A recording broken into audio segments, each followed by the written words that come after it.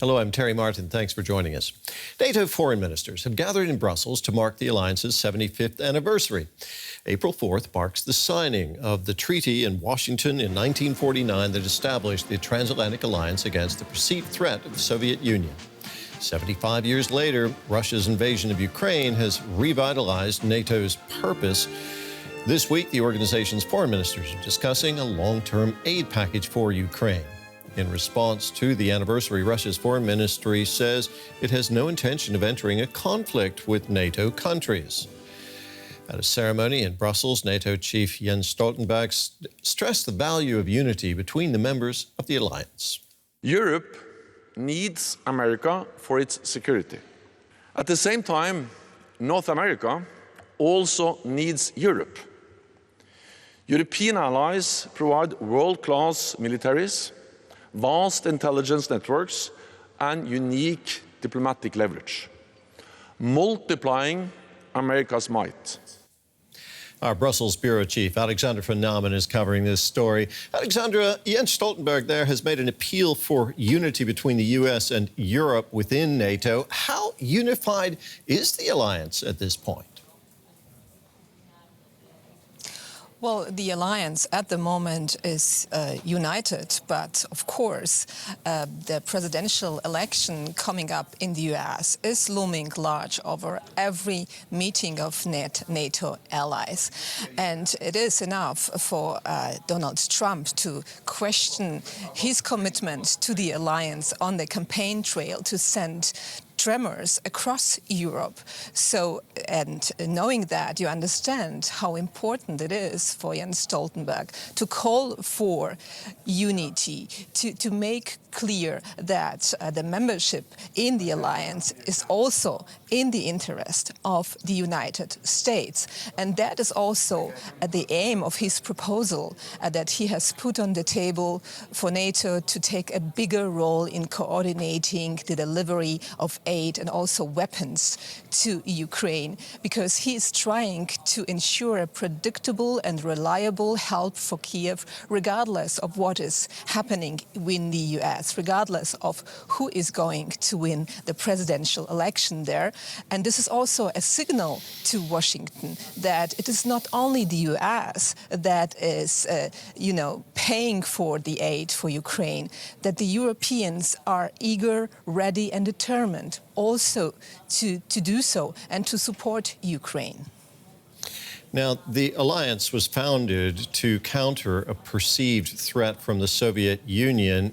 75 years later, Russia now appears to be, again, the biggest threat to NATO. Is that how NATO sees it? Yes. There is no doubt about that. And during the ceremony today, the ceremony that was marking the 75th birthday of the alliance, we heard from many foreign ministers from countries that joined the alliance in 1999 or 2004, countries that remember what it is like to be under Soviet occupation or Soviet influence. And they were talking about that time. One of the foreign ministers here, I think it was the Estonian foreign minister, said that it was at that time a crazy decision to join NATO, to decide for themselves what kind of path they want to choose, regardless of Russia was saying.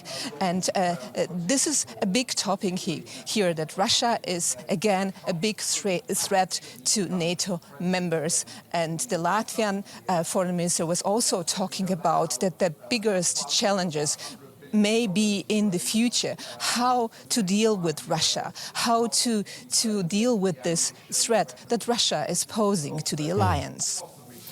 Now, NATO is backing Ukraine, providing as much aid for it as it can. To what degree is NATO's future dependent on the outcome of developments in Ukraine? To a big degree, I would say. We heard from the German foreign minister today who said that we need to remember that the war in Ukraine is just an 8-hour drive from Berlin. So you understand that many members of the alliance are worried that they could be next if Russia wins this war. And that is why they want to support Ukraine. But they need to do more because at the moment the Ukrainian forces are struggling. They're running out of ammunition and their front lines are reportedly at risk of collapsing. Alexander, thank you very much. That was our Brussels Bureau Chief, Alexandra von Nahmen. Now, the Ukraine aid proposal that NATO has put forth is being debated as NATO marks its 75th anniversary. The alliance was founded after the Second World War, as I said, to counter the perceived threat posed by the Soviet Union. And as the alliance looks to future challenges, one member state's changing role, has come into sharp focus. NATO's first Secretary General, Lord Ismay, famously said the alliance was created in 1949 to keep the Soviets out, the Americans in, and the Germans down. 75 years later, the dozen original members have added 20 more. They're still focused on keeping Russia out as it wages a war at the borders of the alliance, and the Americans in as essential guarantors of Europe's security. But the original desire to keep Germany down is long gone, and some observers accuse Berlin of using history as an excuse to underperform in military spending and readiness. Being down after the end of the Cold War really became the thing, and it meant free riding. And what you can see now is an increasing number of countries ganging up on Germany, and rightly so, because they've got the memo, they've understood what needs to be done, that point and that purpose, and how to do it. And until Berlin gets there, though, we won't see the necessary unity in Europe to actually achieve that goal. That message that any crack in NATO cohesion or capabilities could encourage Kremlin aggression is regularly reiterated by frontline allies feeling more vulnerable since Moscow launched full-scale war on Ukraine in 2022. Countries like Estonia, where it's not just the 75th anniversary of NATO's founding after World War II, but also of the brutal Soviet exile of thousands of citizens. My mother was deported on her 15th birthday on 24th of March 1949. My father's family had a farm on the island that was hit by a German bomb in 1941. So, perfect example of how it feels to be caught in the middle. These days, the middle for European allies may feel like it's between Moscow and Washington due to concern about declining U.S. support for transatlantic ties, especially ahead of November elections that could bring the anti-NATO Donald Trump back to power. The first Trump term, of course, was not an easy time either, but at that time you could still hope that Russia has also stake in its relationship with the West, and that has a moderating effect on its behavior. Now that is no longer the case. I decided to conduct a special military operation. Is that what we hoped for when the Berlin Wall came down? Clearly not.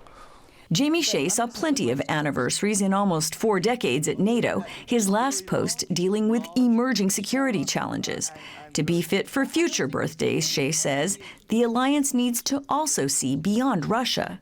Allies face other forms of threat, and if NATO doesn't help them deal with those other kinds of threat, whether it be climate change or cyber attacks or critical infrastructure protection or whatever, it will be less relevant in those particular capitals.